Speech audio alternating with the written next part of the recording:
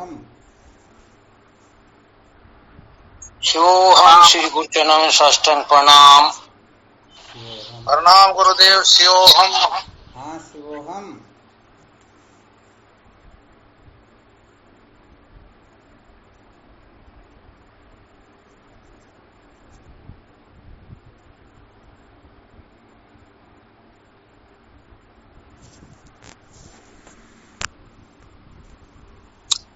सतगुरु ने कोटि कोटि प्रणाम। शिवोहम बाबूजी। हाँ शिवोहम।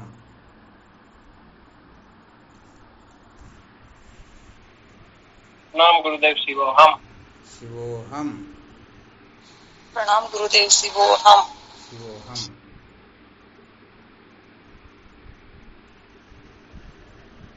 क्या विषय चल रहा था अपना? संसार को बनाए रखकर सत्य का साक्षात्कार नहीं किया जा सकता। संसार को बनाए रखकर कभी भी सत्य का साक्षात्कार नहीं किया जा सकता। क्या सुनाया था कल इसके अंतर्गत?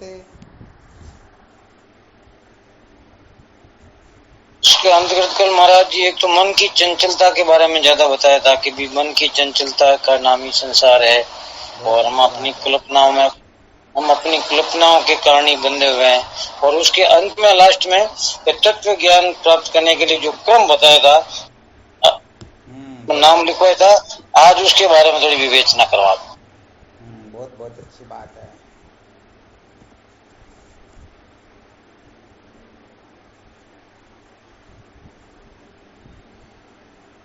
तो तत्व ज्ञान का क्रम बताया था।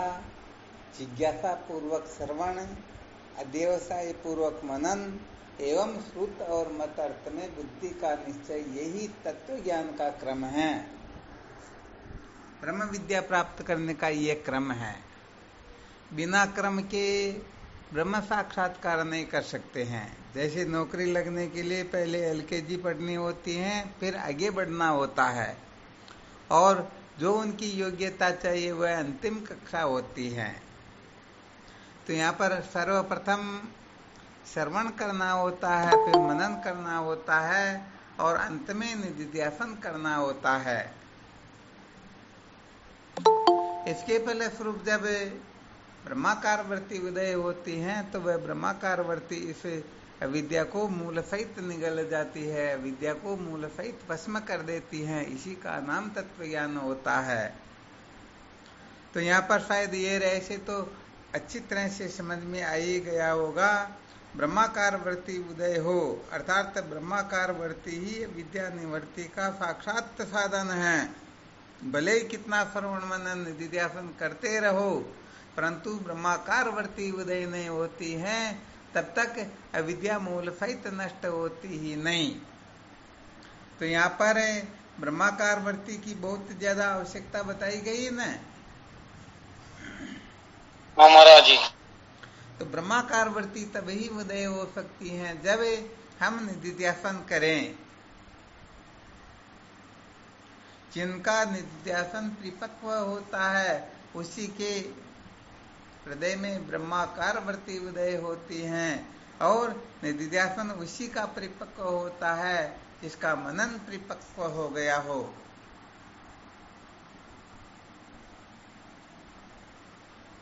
और मनन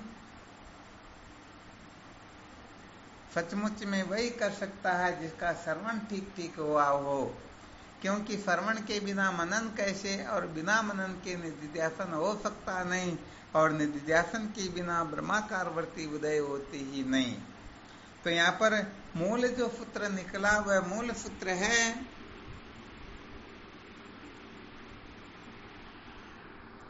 क्या निकला मूल सूत्र?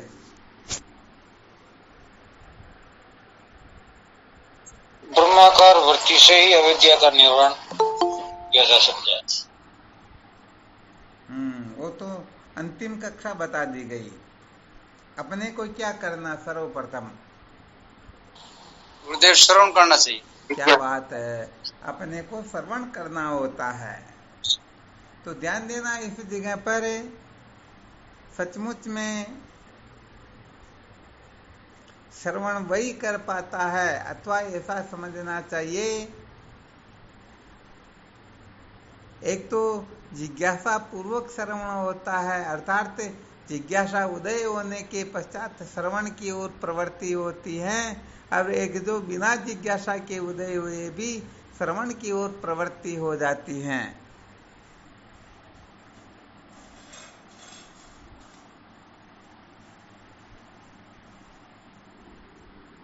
महाराज जी एक शंका है।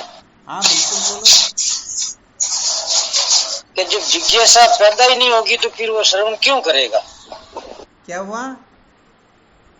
अगर उसमें जिज्ञासा पैदा ही नहीं होगी तो वो श्रवण किस लिए करेगा? हाँ, ये बहुत अच्छी बात। देखो इसके लिए क्या होता है, जैसे कॉलेज में जो प्रोफेसर वेदांत दर्शन का स्वाध्याय करवाते हैं, तो क्या वह वेदांत दर्शन का स्वाध्याय उन्होंने जब स्वाध्याय किया तब अविद्या के बंधन से मुक्त होने के लिए किया? क्या नहीं किया बोलो। अरे भाई, उनको तो नौकरी चाहिए थी, तनख्वाह चाहिए थी, उनको ब्रह्म साक्षात्कार से कोई मतलब थोड़ी है क्या? बिल्कुल नहीं है। आ रहा है समझ में? संसार में ऐसे बहुत सारे देखने को मिलते हैं जो सचमुच में अविद्या के बंधन से मुक्त नहीं होना चाहते हैं, बल्कि वेदांत विचार की ओर प्रवृत्त हुए दिखाई देते हैं। तो उनका उद्देश्य होता है केवल और केवल मात्र मान बढ़ाई, पद प्रतिष्ठा, सर्वत्र हमारी जय जयकार होती रहे। ये होता या नहीं होता?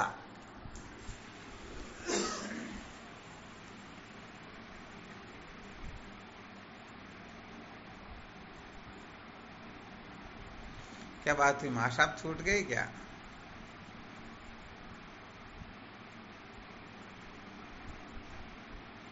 आवाज आ रही है? जी स्वामी जी आ रही है। जी महाराज जी। समझ में आ गया ना?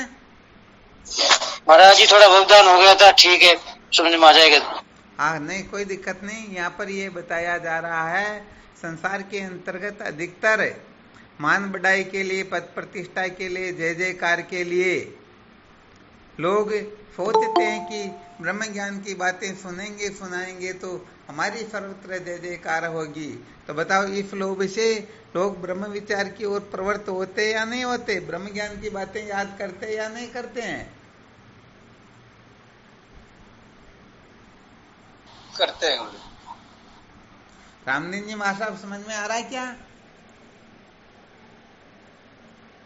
महाराज जी अगर वास्तविक ब्रह्म ज्ञान पैदा हो गया तो फिर ये कीर्ति वगैरह की मान बढ़ाई की वो नहीं बात करेंगे। और आपने जो प्रश्न किया ना, कोई जिनकी जिज्ञासा ही नहीं होती वो ब्रह्म विचार वेदांत के ग्रंथों का स्वाध्याय आदि क्यों करेंगे?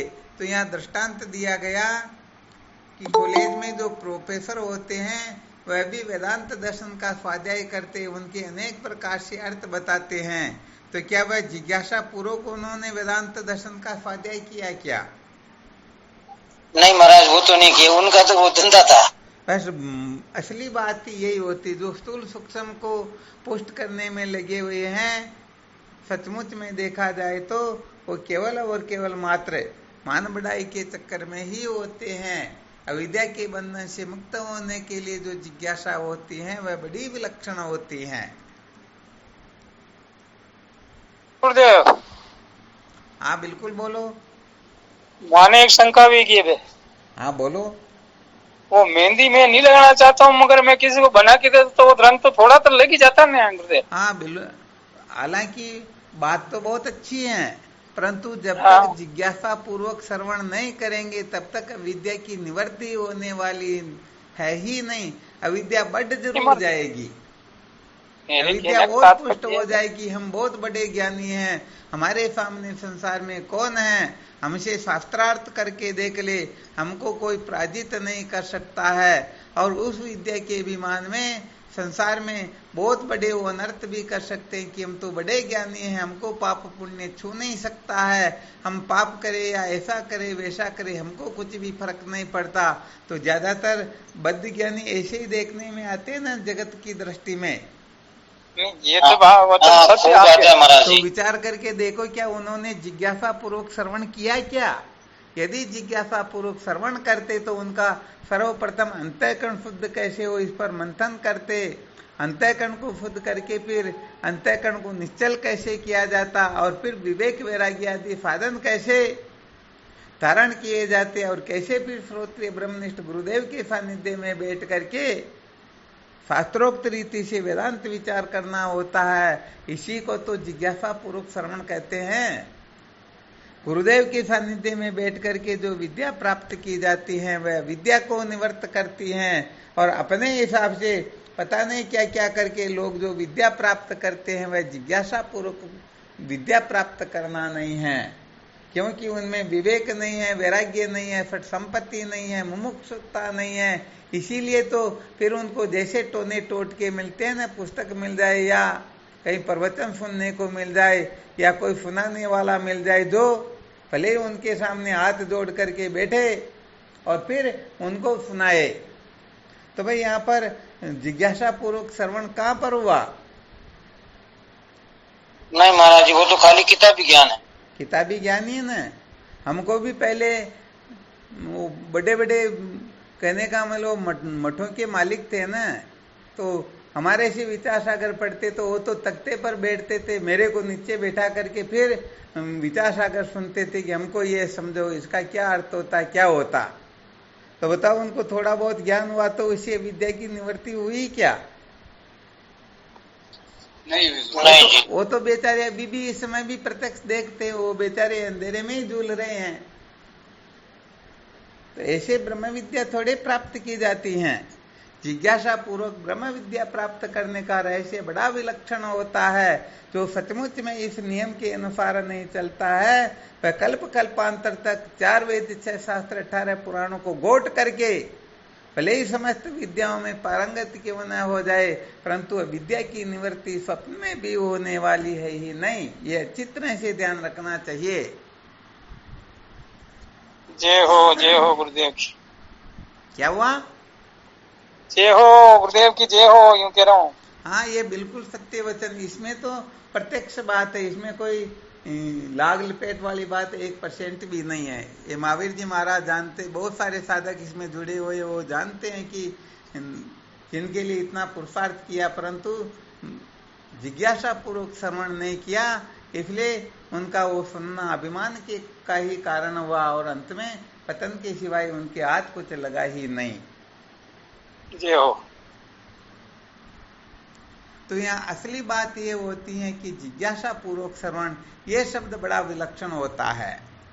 यदि जिज्ञासा पूर्वक आप श्रवण करोगे, भले ही ब्रह्मवेता महात्माओं के सानिध्य में जाकर के श्रवण करो, परंतु जिज्ञासा नहीं है, फट संपत्ति नहीं है, विवेकादि साधनों से संपन्न नहीं है और मल विक्षेप दोष से छुटकारा नहीं है, विद्या के बंधन से मूल सहित छूटने की तड़पन नहीं है और सचमुच में गुरुदेव साक्षात ब्रह्म है, ऐसा जो नहीं समझ करके और तन मन धन वचन से पूर्ण रूप से समर्पित न हो करके फिर भले ही पढ़ाई करो, चाहे सुनो, चाहे सब कुछ करो, अभिमान जरूर बढ़ेगा, परंतु विद्या की निवृत्ति तो स्वप्न में भी होने वाली है ही नहीं।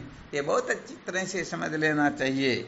हाँ, ये ब्रह्म विद्या कोई मजाक नहीं है, ये मौज मस्ती मनोरंजन नहीं है। सब जगह गड़बड़ घोटाला चल सकता है, परंतु ब्रह्म विद्या को तो ब्रह्म विद्या के तरीके से ही प्राप्त करना होता है। आ रहा है समझ में?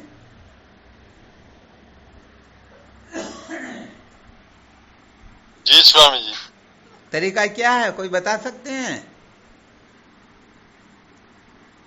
जिसका बहुत बार मंथन कर चुके हैं। मुंडक उपनिषद का मंत्र संकेत करता है। क्या संकेत करता है? परीक्षा लोकान कर्म चित्त। अरे वाह, क्या बात है। कौन बोल रहे थे? यजमान बोलो। अच्छा, परीक्षे लोकान कर्म चित्तान ब्रह्मणो निर्वेद मायान नास्त करते न तद्विज्ञानार्थम स गुरुमेवा भी गच्छेत स्मित पाणी श्रोत्रे ब्रह्मनिष्ठम। ये पूर्ण रूप से विधि हो गई है। चौथे अध्याय के 34वें श्लोक में बताया गया है, 39वें श्लोक में बताया गया, ये पूर्ण रूप से विधि हो गई है।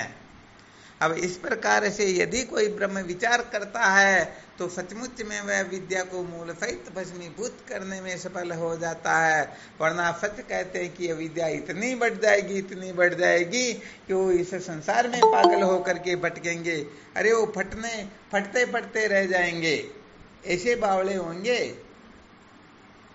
फिर तो 16वें अध्याय के अनुसार असो में आता है शत्रु निशे चापरानापी ईश्वरो अहम भोगी सिद्धो अहम बलवान सुखी। ये ऐसी मूर्खतापूर्ण कल्पनाएं करेगा वो।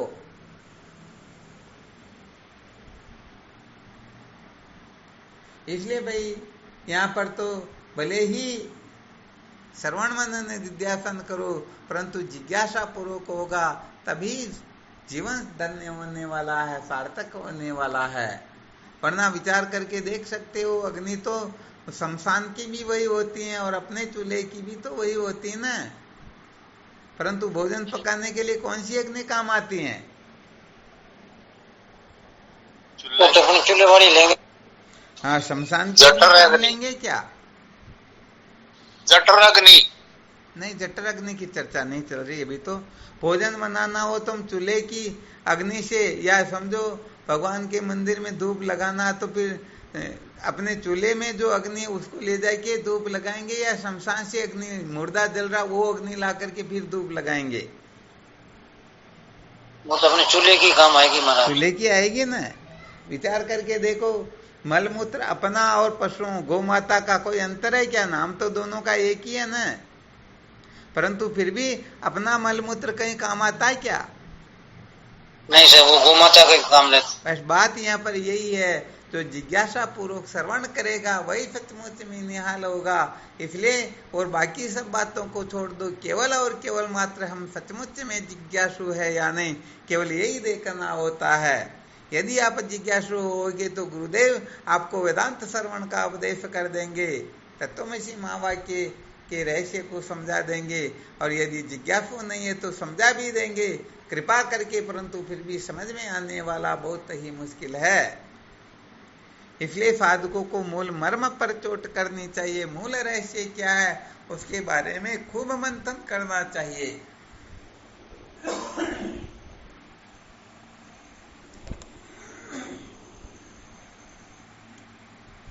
ये समझ में आएगा तभी सचमुच में काम चलेगा। हाँ, या किसी को कोई शंका हो तो भले चाहे जिस प्रकार से प्रश्न कर सकते हैं।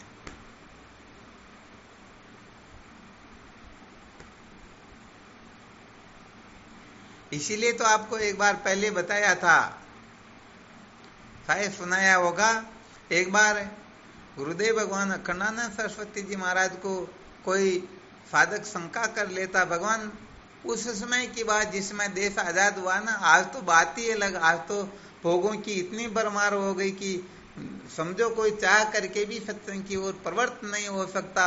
और उस समय रजोगुण तमोगुण का इतना वातावरण नहीं था, उस समय सतोगुण की अधिकता थी। और वो भी काशी के विद्वानों के बारे में बताया जा रहा है कि उस समय काशी में कम से कम 500 वेदांत के आचार्य थे। कितने? 500 वेदांत के आचार्य। तो पूछ लिया भगवान, 500 वेदांत के आचार्य काशी में निवास करते हैं, इनमें वेदांती कितने हैं? तो अखंडानंद सरस्वती जी महाराज कहते हैं, इन 500 वेदांत के आचार्यों में एक भी वेदांती नहीं है। अब विचार करना, पैरों तले से जमीन खिसक जाती है। हम तो छोटी मोटी कल्पनाएं करके पता नहीं अपने को 7वें आसमान का क्या समझ बैठ जाते हैं। तो इतने बड़े बड़े विद्वानों के लिए कह दिया वेदांत के आचार्य हो सकते हैं, परंतु वेदांती नहीं है। तो ये वेदांती होना सचमुच में तभी सार्थक होता है जब जिज्ञासा पूर्वक श्रवण किया जाए। हाँ, ध्यान रखना, वेदांत आचार्य में वेदांती में बड़ा अंतर होता है। जो आचार्य होते हैं, अवधूत होते हैं, वो वेदांत का प्रचार करते हैं, लाउड स्पीकर लगाते हैं, लोगों को बुलाते हैं, प्रचार करते हैं। सच में देखा जाए तो प्रचार वेदांत का नहीं होता, उनका खुद का होता है। और वेदांती तो बड़ी विलक्षण वस्तु होती हैं, और ये वेदांती सृष्टि में 1-2 ही मिलते हैं, हर कोई होते नहीं। तो बात खतरनाक है ना? खतरनाक नहीं महाराज, खतरनाक से भी खतरनाक है। हाँ, बिल्कुल सत्य वचन। क्योंकि उन्होंने जो विद्या अध्ययन किया वो वास्तव में अविद्या की निवृत्ति के लिए नहीं है, केवल अभिमान की पुष्टि के लिए किया है। इसलिए परीक्षे लोकान कर्म चित्तान, इस विधि को बहुत अच्छी तरह से ध्यान रखना चाहिए। यदि किसी का अंतःकरण शुद्ध नहीं है तो पहले उसे शुद्ध कैसे किया जाए, उसके रहस्य को समझे, फिर निश्चल कैसे किया जाए, और उसके बाद में विवेकादि साधनों से कैसे संपन्न हो, और इन साधनों से संपन्न होकर जब श्रोत्रिय ब्रह्मनिष्ठ गुरुदेव के सानिध्य में पूर्ण रूप से समर्पित हो जाते हैं, और जब गुरुदेव की कृपा होती है, प्रसन्नता होती है, उनको उसी समय निहाल कर देते हैं। तो यहाँ पर तो वेदांत शास्त्रों का थोड़ा ऐसा कथन है कि ज्यादा नहीं तो भी कम से कम 12 वर्ष तक गुरुदेव की सेवा करे, ताकि उनकी असलियत का पता चल जाए। अब 12 महीने तो बहुत दूर होते, किसी को समय है क्या 12 दिन के लिए सेवा करे और ब्रह्म विद्या प्राप्त करे। तो सचमुच में क्या है, जिज्ञासा नहीं है। क्या नहीं है?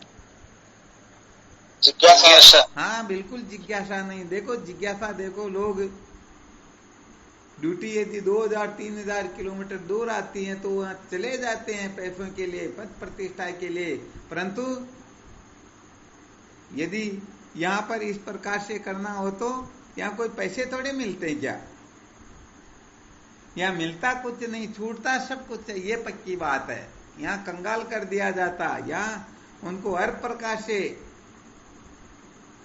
क्या कर लिया जाता है, कंगाल। नहीं, वास्तविक में तो मालूम माल ही होते हैं महाराज जी। अरे यहाँ पर स्थूल सूक्ष्म कारण ये जितनी परतें चढ़ी हुई ना पंचकोश आदि की, इन सब परतों को घिस करके खत्म कर दिया जाता है, केवल उसे ही रखा जाता, बाकी सबको नष्ट कर दिया जाता। अब वह अभिमान करे तो भी किसका करेगा?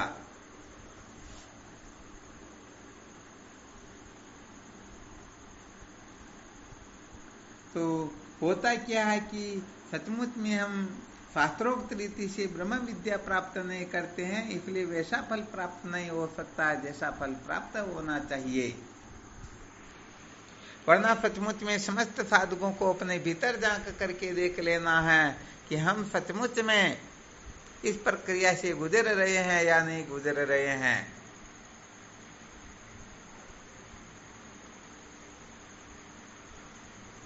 और यदि कोई साधक गुजरता भी है तो कहने का मतलब वो सेवा करना चाहता है या नहीं, सेवा का भाव है या नहीं।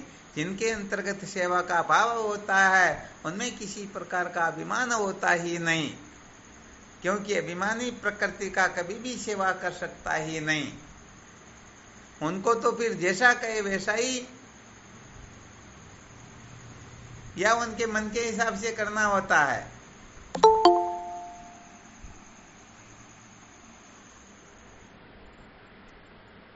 अभिमानी तो अपने मन के हिसाब से ही चाहेगा महाराज। तो फिर वो सेवा थोड़ी होती, प्रसन्नता तो सेवा से होती है।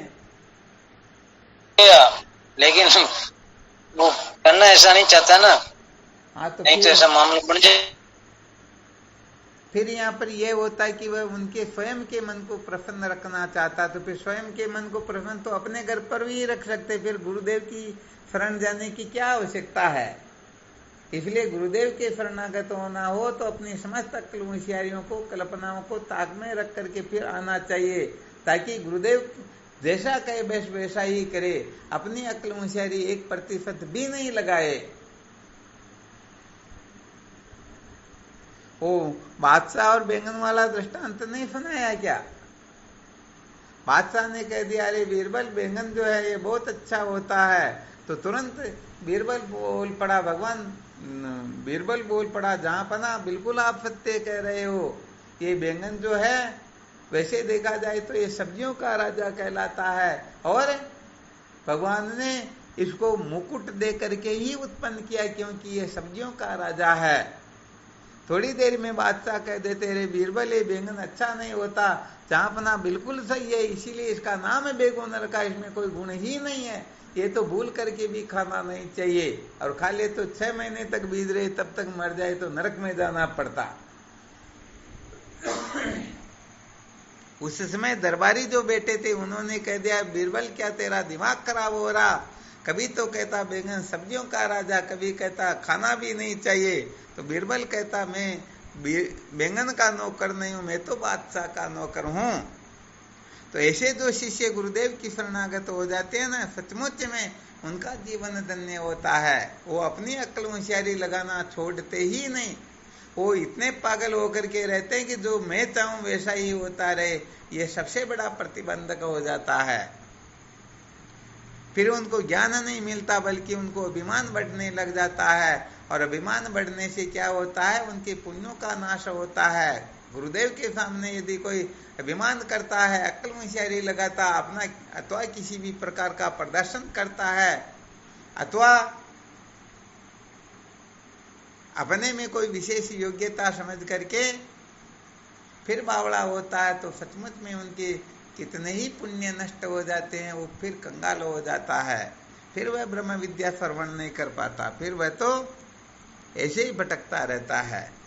इसलिए भाई यहाँ तो सच्ची बात तो यह है कि जिज्ञासा पूर्वक जो श्रवण करते हैं वास्तव में वे ही निहाल होते हैं। बाकी जो सुनते रहो करते रहो, अभिमान जरूर बढ़ जाएगा, वेदांत के आचार्य हो जाओगे, पता नहीं बड़ी बड़ी पूंछ लगती रहेगी।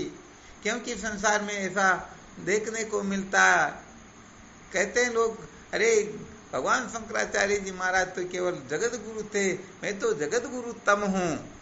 अब क्या करे ऐसे भोले जीवों का।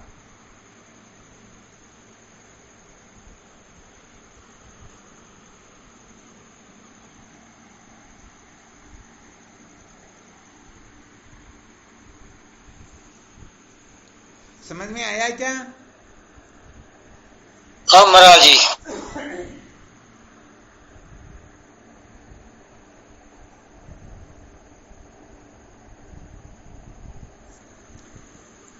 जैसे स्कूल के अंतर्गत जो नियम पूर्वक अध्ययन करके एग्जाम देते हैं, बस वही आगे की कक्षा के अधिकारी होते हैं, उसी प्रकार से यहाँ पर भी जो सचमुच में सनातन परंपरा से ब्रह्म विद्या प्राप्त करते हैं, वे ही कृतार्थ होते हैं, वही निहाल होते हैं, वे ही धन्य होते हैं, वही सचमुच में निर्भय हो पाते हैं।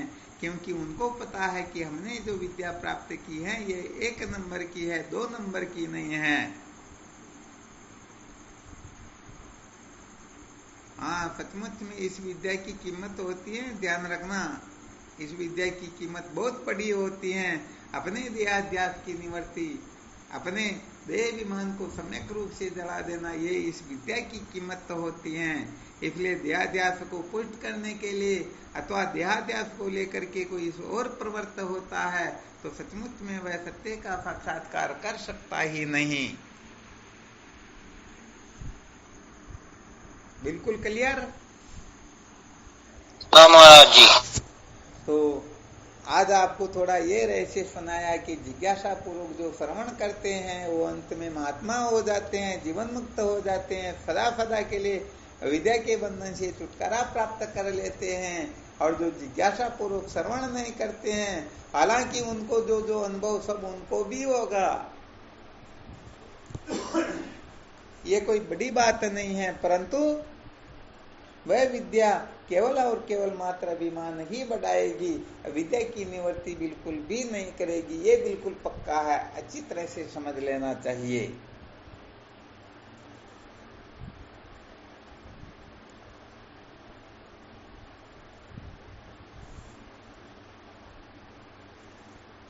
महाराज जी, वास्तविक विद्या तो विनम्री बढ़ाती है, अभिमानी बढ़ाती है नहीं, वास्तविक होनी चाहिए। विद्या ददाति विनियम, विद्या नम्रता से प्राप्त होती है, और जिनके पास में सचमुच में विद्या आ जाती है ना तो नम्र हो जाता है, उसमें किसी प्रकार का अभिमान रहता ही नहीं। यदि किसी भी प्रकार का अभिमान रहता है तो समझ लेना चाहिए उन्होंने विद्या नहीं प्राप्त की बल्कि अविद्या को ही पुष्ट किया। श्वेत केतु के साथ में यही तो हुआ था। उद्दालक मुनि का पुत्र श्वेत केतु जब गुरुकुल से पढ़ करके आता है तो समझता है कि मेरे पिता मेरे सामने क्या है, अब तो मैं इनसे ज्यादा विद्वान हूँ, प्रणाम करना हो तो वह मेरे को करे, मैं इनको क्यों प्रणाम करूं। और फिर प्रणाम भी नहीं किया तो देख लो कौन सी विद्या हुई है। अविद्या हुई।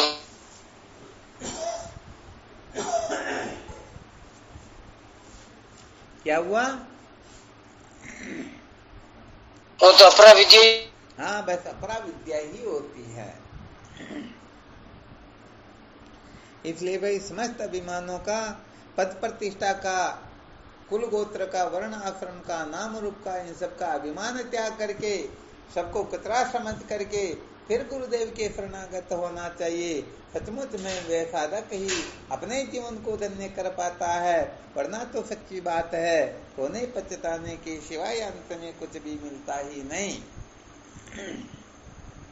विचार करके देखो, हम जब संतों के सानिध्य में जाते हैं तब कितना अभिमान लेकर के, वहां पर यदि थोड़ा बहुत भी सत्कार नहीं हुआ या थोड़ा बहुत भी उनका अपमान हो गया तो फिर वह तुरंत निकलने की चेष्टा करते हैं। बस यहाँ से निकलो, जो बात हमको यहाँ रह के क्या करना, हमारा तो अपमान हो रहा है।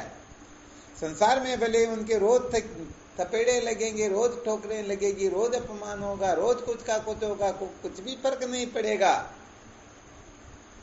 तो जो कहने का मतलब, गुरुजनों से भी मान बढ़ाई चाहते हैं, गुरुजनों से भी चाहते हैं हमारी जय जयकार करे, तो ऐसे क्या जिज्ञासा पूर्वक श्रवण करने वाले साधक हो सकते हैं?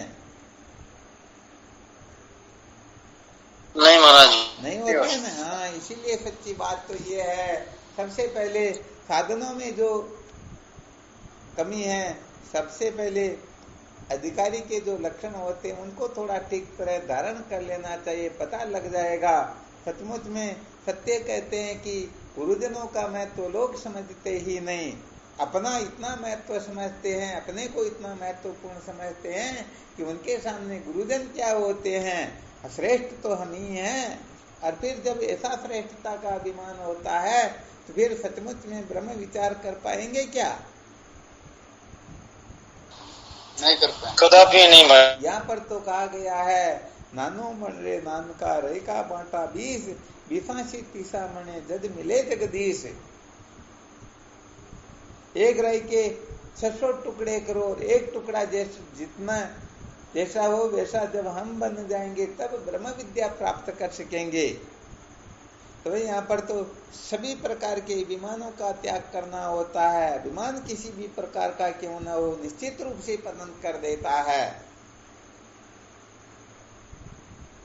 क्योंकि ये अभिमान ये पुष्ट करता है कि हम इनसे श्रेष्ठ है, और यदि हम श्रेष्ठ है तो फिर निकृष्ट की शरणागत होकर के क्या प्राप्त कर सकेंगे?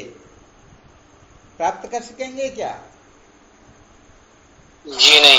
हाँ, इसलिए सचमुच में वैदिक सिद्धांत के अनुसार जो अधिकारियों के लक्षण बताए गए हैं, वो लक्षण जब जीवन में प्रस्फुटित होते हैं तो अनायास ही महापुरुष उनके ऊपर कृपा करके उनको सदा सदा के लिए बंधन से मुक्त कर देते हैं। सचमुच में इस प्रकार से लक्षणों को धारण करके देखो, स्वयं भगवान नारायण आपके सम्मुख उपस्थित हो जाएंगे आप पर कृपा करने के लिए। परंतु हम साधनों से संपन्न होना तो नहीं चाहते, हम तो चाहते कि बस हम चाहे कैसे भी हो, हमारे गुरुजी ऐसे होने चाहिए। अरे भाई, गुरुजी ऐसे होने चाहिए तो उसके लिए फीस भी वैसी ही चाहिए। आजकल स्कूलों में होता या नहीं होता? किसी स्कूल में 1 लाख रुपए की फीस होती, किसी में 1000 की फीस होती, किसी में फीस माफ भी हो जाती है। तो 1 लाख रुपए की फीस वाली स्कूल में पढ़ाना चाहते तो उसके लिए पावर भी चाहिए ना। हमारा जी, हाँ बिल्कुल सही। तो गुरु ऐसे चाहिए तो फिर शिष्य को भी ऐसा शूरवीर होना होता है।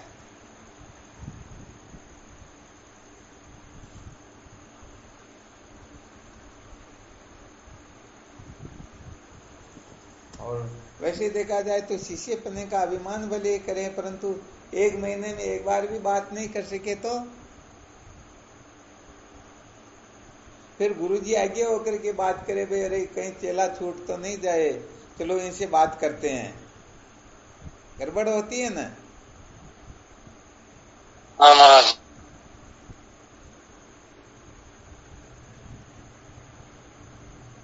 और कुछ साधक तो ऐसे होते हैं जिनको फोन मैसेज कर भी दिया जाए तो भी कृपा नहीं करते, पता नहीं किस में लगे रहते हैं।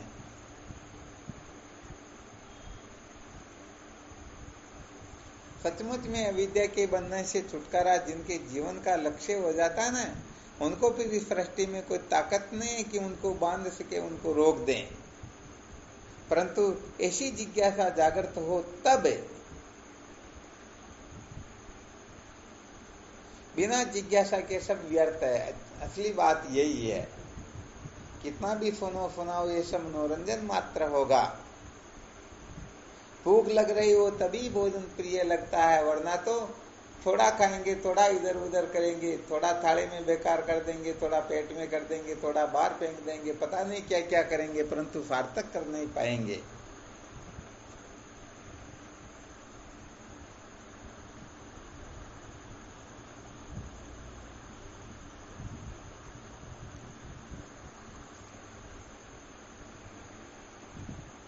तो क्या करना अपने को?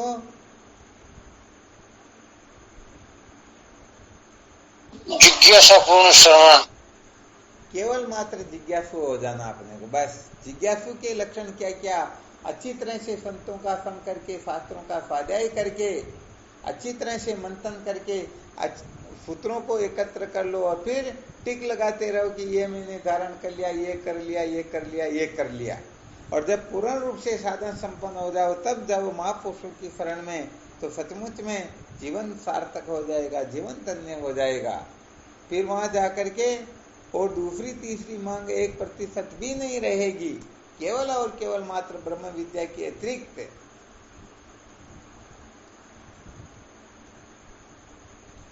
वरना तो यही रहेगा ना, घरवाली भी कैसे ठीक रहे, घरवाला कैसे ठीक रहे, लड़े झगड़ा नहीं हो, धन दौलत आता रहे, मौज मस्ती मनोरंजन होता रहे, इसके सिवाय कुछ मांग थोड़े रहेगी।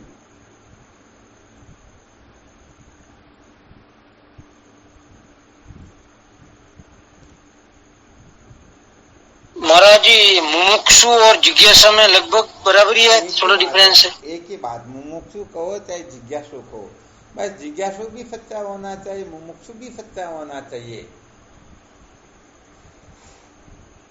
क्योंकि यहाँ पर जो बच्चा प्रोफेसर बनना चाहता, वेदांत का स्वाध्याय करवाना चाहता, तो वह भी तो उतनी लगन से पुस्तकों को पढ़ेगा, उनका आंसर याद करेगा और उसको समझा भी देगा। तो मुमुक्षु तो वह भी है, परंतु वह सच्चा मुमुक्षु नहीं है, वो कच्चा मुमुक्षु है। सच्चा मुमुक्षु वो होता जो अविद्या से छुटकारा प्राप्त करने के लिए इस और प्रवृत्त हो, और कच्चा मुमुक्षु वह होता है जो अविद्या को और पुष्ट करने के लिए। यही सच्चे और कच्चे मुमुक्षु में अंतर होता है। हाँ, उनका मुमुक्षुपना तो डिग्री लेने का होता है, आचार्य पदवी लेने का होता है, बिल्कुल सत्य बात है। हम वेदांत के आचार्य हैं, वैसे ये डिग्री और क्या है? वो खाली डिग्री है महाराज जी, और उसमें क्या? केवल मात्र है।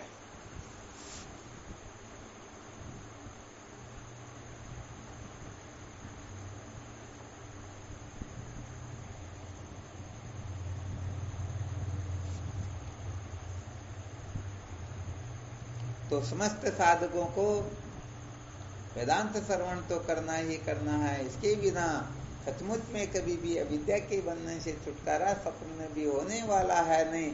इसके सिवाय ऐसा कोई साधन हुआ ही नहीं, न भूतो न भविष्यति। परंतु यदि हम सचमुच में सच्चे जिज्ञासु होकर के फिर इस ओर प्रवृत्त होंगे, तो समझो हम सदा सदा के लिए कृतार्थ हो जाएंगे। वरना इतनी भी चिंता नहीं करनी, इस तरफ जो प्रवृत्ति हो रखी है अपने को पीछे नहीं हटना है। क्योंकि ये ब्रह्म विद्या तो एक ऐसी विद्या है, गधे के कान में भी सुनाए तो वह भी कभी न कभी जीवन मुक्त हो जाएगा। अरे हम तो आखिर में मनुष्य हैं। यहाँ सचमुच में विधान बताया जा रहा है कि इस विधान से यदि कोई आगे बढ़ता है तो निश्चित रूप से कृतार्थ होता ही है। अर्थात वो नौकरी लगने के लिए कहते हैं ना, भाई तुम हमारे पास आओ, हम फर्त्या तुम्हारे को नौकरी लगा देंगे। तो यहाँ पर भटकने का स्वप्न में भी चांस होता ही नहीं, ये निश्चित रूप से समझ लेना चाहिए।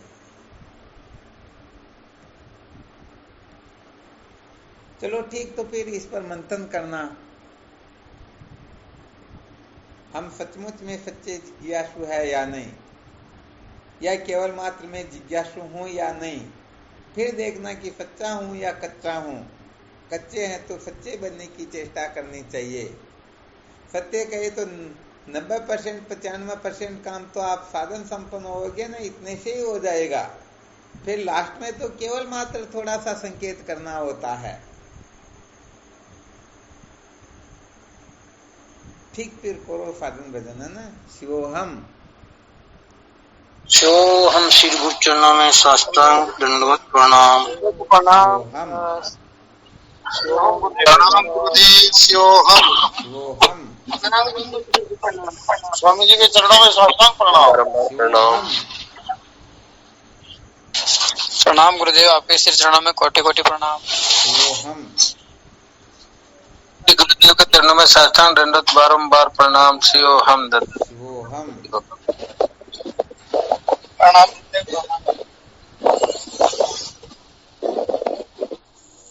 गुरुदेव, भगवान के श्री चरणों में साष्टांग दंडवत प्रणाम। शिवोहम गुरुदेव। शिवोहम प्रणाम गुरुदेव। शिवोहम। शिवोहम प्रणाम गुरुदेव। शिवोहम। शिवोहम हमारा सतगुरु ने कोटि कोटि प्रणाम आप जी। शिवोहम। शिवोहम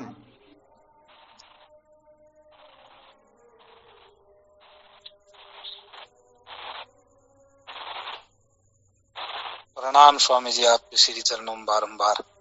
शिवोहम जय शिवोहम हो आप। प्रणाम गुरुदेव, आपके श्री चरणों में कोटि कोटि प्रणाम। शिवोहम शिवोहम। शिवोहम। शिवोहम शिवोहम।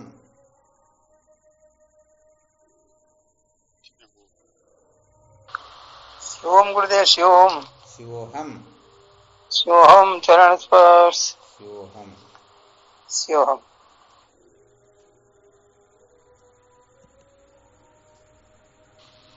कोटि कोटि प्रणाम स्वामी जी, आपके श्री चरणों में। शिवोहम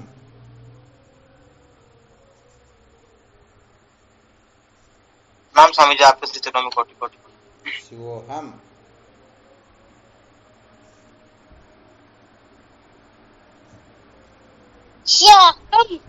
शिवोहम ठीक, शिवोहम।